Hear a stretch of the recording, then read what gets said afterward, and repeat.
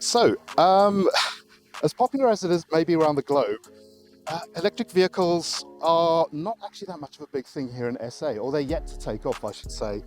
And it's kind of understandable. People are not all that au fait with what is involved with running one of these vehicles, but also our government doesn't really offer anything in the way of incentives to get people out of their petrol and diesel cars and into something like this, which is the Volvo EX30.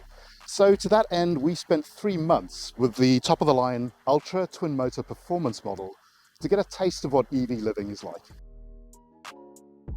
This is the entry point to Volvo's electric vehicle range. Not this model in particular. This particular one is the twin-motor, which sits at the top of the EX30 lineup. But as it is the smallest EV, it's nonetheless very striking. What I like what Volvo's done here is that they've not shied away from sort of the future forward approach to design with the car because of its power plant. So while there are signatures that you will recognize from Volvo, such as the Thor's hammer LED elements in the headlamps, everything's very angular, everything is very modern, everything's very minimalist, which kind of fits in with the whole Volvo design ethos. It's also a similar story inside the car, where you will see the use of many recycled materials, which kind of, that aligns with Volvo's idea of the car being eco-friendly.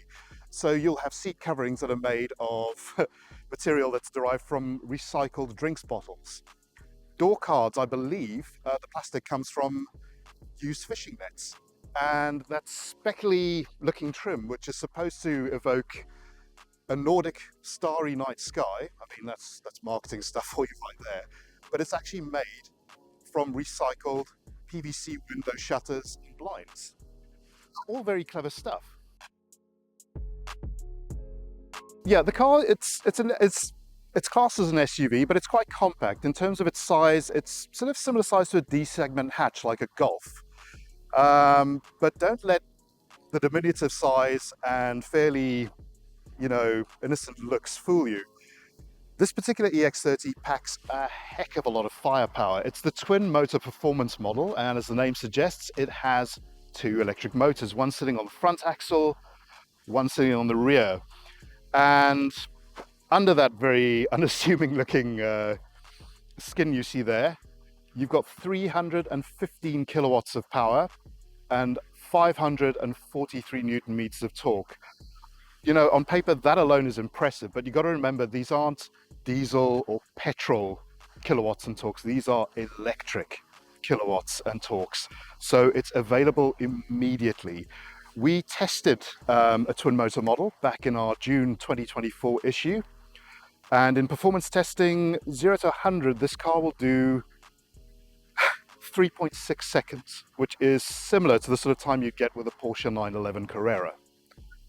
Top speed's limited to 180 because it's single speed, and obviously the focus is more on economy than just outright top speed performance. But it's not just all about straight line performance with this car. It actually handles pretty well, and yeah, I think we need to get behind the wheel and check it out.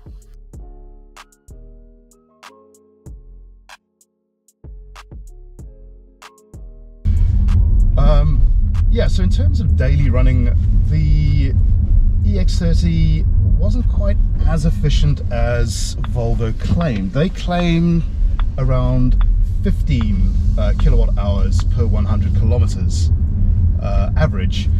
I was getting closer to 20. I reckon in part because I was enjoying all that power and acceleration. But even when I was driving the car quite sensibly, I could never quite emulate the figures that they were claiming. Fully charging the car, I also have to say that I would never see more than an operating range of around 390 kilometers. This despite the fact that Volvo internationally claims around 467 kilometers operating range.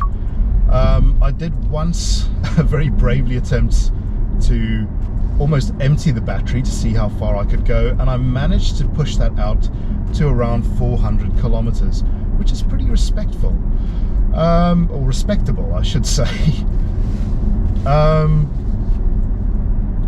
Obviously, what it means running an EV is that you are no longer at the behest of big oil. You are now plugging into the grid.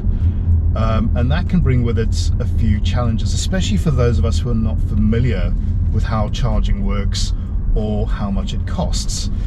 Now, with this car, it can accept DC charging. DC is higher power, which means it's faster to charge. AC is what you get domestically. That's a lower power charge. If you go to, for example, a DC charging station like the one I have nearby my house, which is a very powerful 150 kilowatts charging station, that will take, to charge from about 10% to 80%, will take a little bit over half an hour, which is pretty good. You know, that's just enough time for you to open your laptop, have a coffee, and do a little bit of work while you're waiting for your car to top up. Now, Volvo doesn't provide you with an AC wall box through which to charge your car, but what they do as part of the value-added incentive that they have with these vehicles is that they will offer you assistance for installation to the tune of about 7,500 rand, which, you know, that's definitely takes the sting out of having a proper home charging solution. Then the other part of Volvo's value-added services sits in front of me here. It's to do with the infotainment system, which is a connected system based on Google, and to run that obviously requires data. So what Volvo have done is they have included, as part of their value-added services, a Vodacom MiFi router with 10 gigs of data per month for 3 years. So that's going to give you all your things for Google Maps, for your Spotify, for your podcasts. You can even play YouTube videos in the car on this 14-inch screen while you're waiting for the vehicle to charge. It also helps with other connected aspects of the car, such as the EX30 app. Now, that app is quite handy. It's got quite a few features. So, for example, it's got an overview that'll show you your car's state of charge. It will show you things like how far you can travel, whether your car is charging. It also has GPS fitted, so you can locate your car at any time. And then on top of that, there's other cool features like there's a driving journal.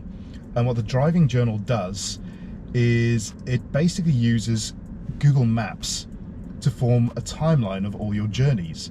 So it will trace where your car has been, it'll show how much energy you used, and it keeps a log.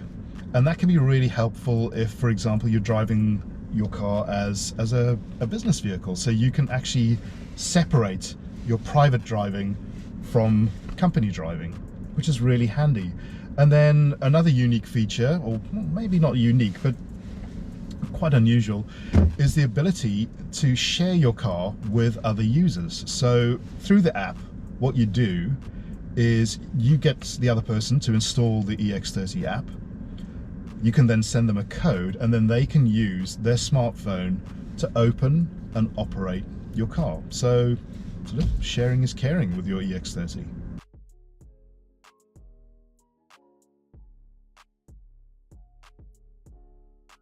My only gripes really with this car is the fact that the packaging is quite compact. So the back seats are very compact and the boot is also rather small. Otherwise, everything else is great. I love the fact it's got this sort of future forward design to it. I love the fact that it's got a little bit of a split personality. It can be a friendly little crossover, but also something that can vanquish sports cars in the blink of an eye. And also hats off to Volvo for actually trying to incentivize people to go towards electric car ownership. They're offering the things like the 12 grand charging, like the the incentive for installing a wall box in your house, and then also the data for that very cool infotainment system.